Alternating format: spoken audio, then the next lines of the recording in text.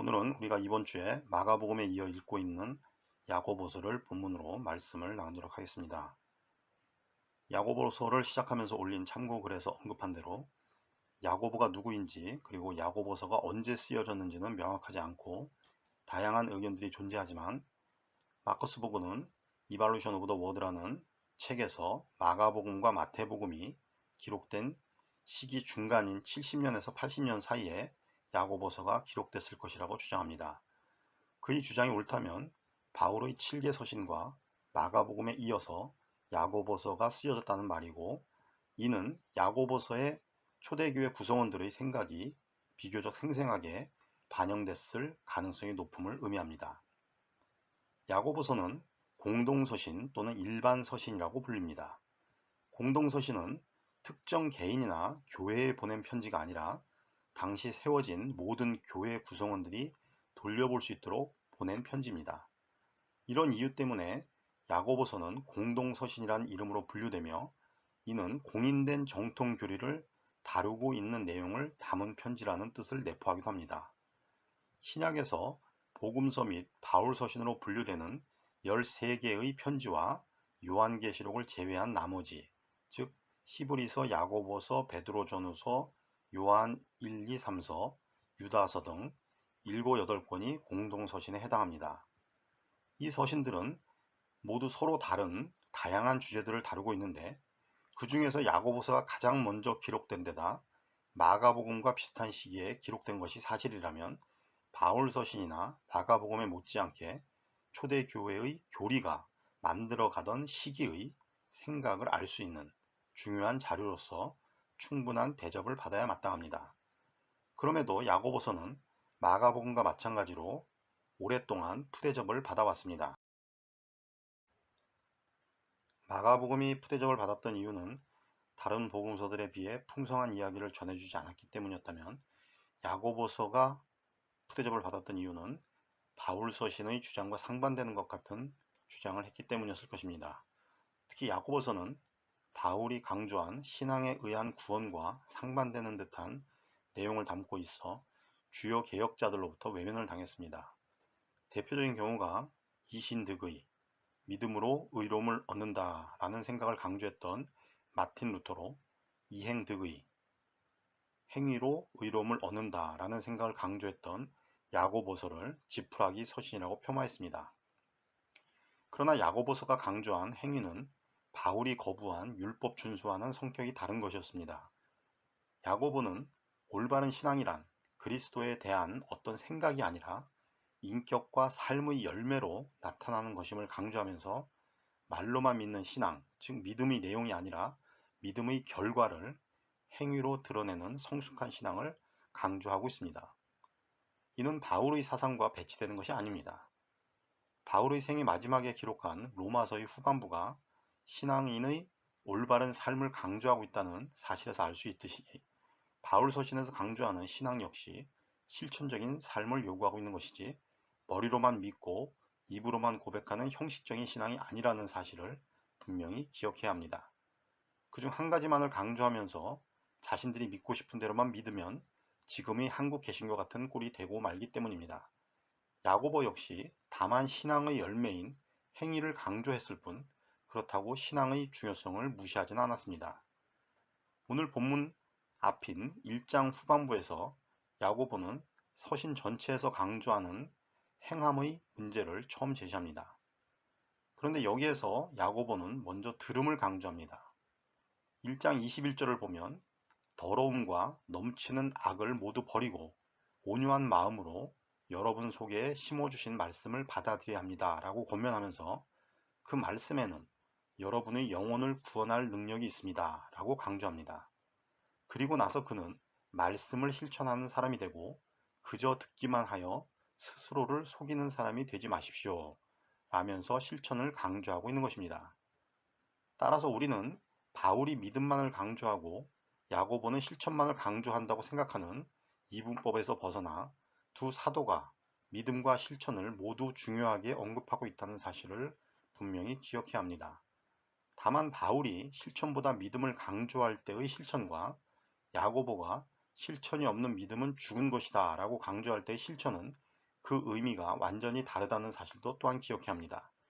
바울이 믿음을 강조한 이유는 실천이 중요하지 않기 때문이 아니라 유대인들이 율법의 준수를 통해 의로워질 수 있다는 생각이 잘못됐음을 지적하기 위해서였을 뿐이었습니다. 그래서 중요한 것은 믿음이냐 실천이냐라는 이분법적인 사고가 아니라 믿음과 실천을 온전하게 연결시키는 통합적 사고가 필요한 것입니다. 그런 맥락에서 올바른 신앙이 우리를 구원에 이르게 하는 생명수라면 믿음은 그 물을 구성하는 산소이고 실천은 수소라고 생각할 수 있을 것입니다. 물은 한 개의 산소 분자와 두 개의 수소 분자가 결합될 때 만들어집니다. 그중 어느 하나가 없어도 물이 될 수 없는 것처럼 올바른 믿음과 올바른 실천 중 어느 하나가 없다면 우리를 구원에 이르게 하는 올바른 신앙이 완성되지 않는다는 사실을 명심하시기 바랍니다. 오늘 본문에서 야고보는 믿음이 있다고 말하면서도 행함이 없으면 무슨 소용이 있겠습니까? 그런 믿음이 그를 구원할 수 있겠습니까? 라는 근본적인 질문을 던진 후에 형제 자매가 헐벗고 그날 먹을 것조차 없을 때 그들에게 평안히 가서 몸을 따뜻하게 하고 배부르게 먹으라고 말만 하고 몸에 필요한 것들을 주지 않으면 무슨 소용이 있겠는가?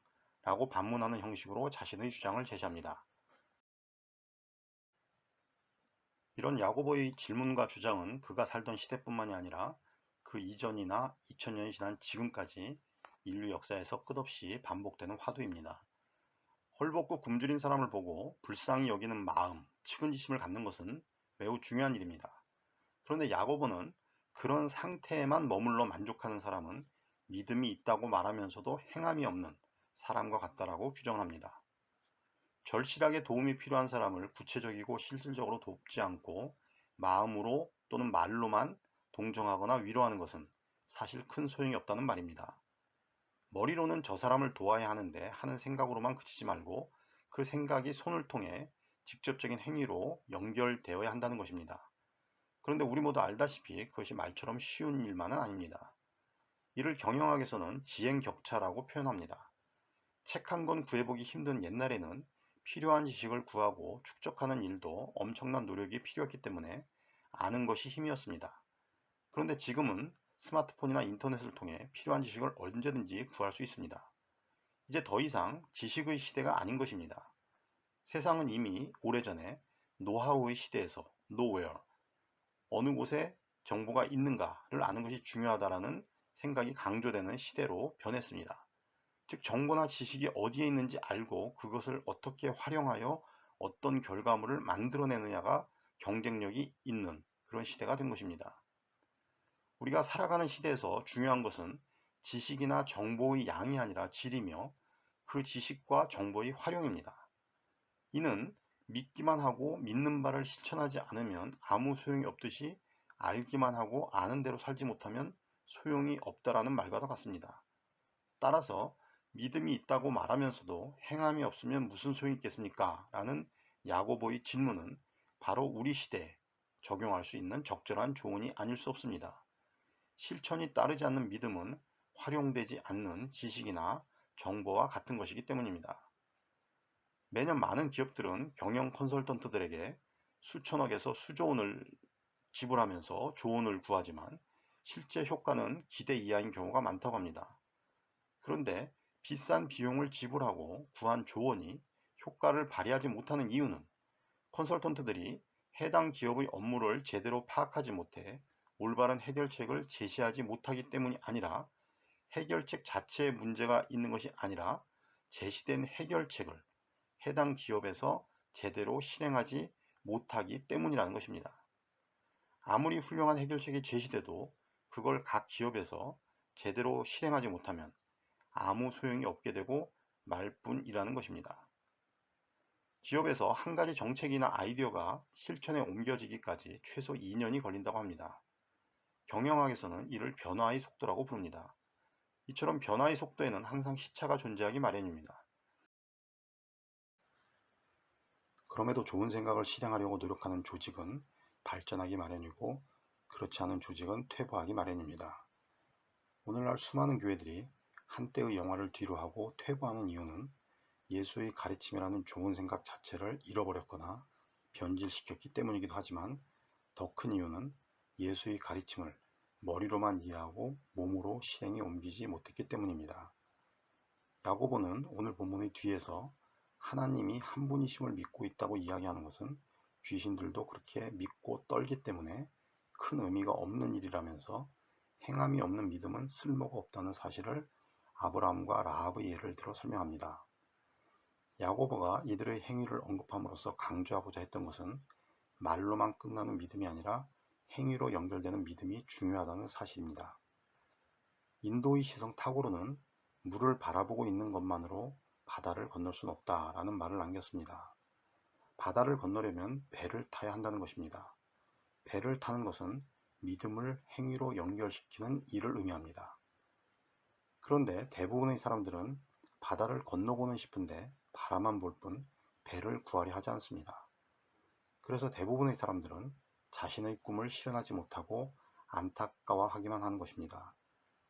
그런데 믿음을 실천하지 못하는 사람은 그나마 안타까워하지도 않는 경우가 많습니다. 우리는 이루지 못한 꿈을 아쉬워하듯 실천하지 못하는 믿음을 아쉬워하면서 반성하고 개선해야 합니다. 그래야 변화가 이루어질 수 있기 때문입니다. 그런 점에서 부활 이후 예수의 제자들이 변화된 모습을 주목할 필요가 있습니다. 지금 한국교회에 필요한 것은 바로 그런 본질적인 변화일 것입니다. 하나님과 사람 앞에서 신앙인으로서의 책임을 다하려는 자세는 마음이나 말로서가 아니라 행위를 통해 완성됩니다.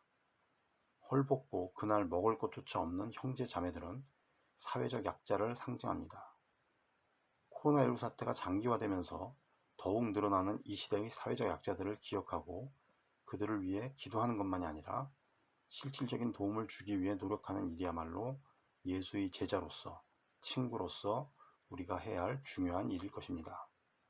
미얀마 시민을 기억하고 기도하며 연대의 손길을 내미는 일 역시 마찬가지일 것입니다.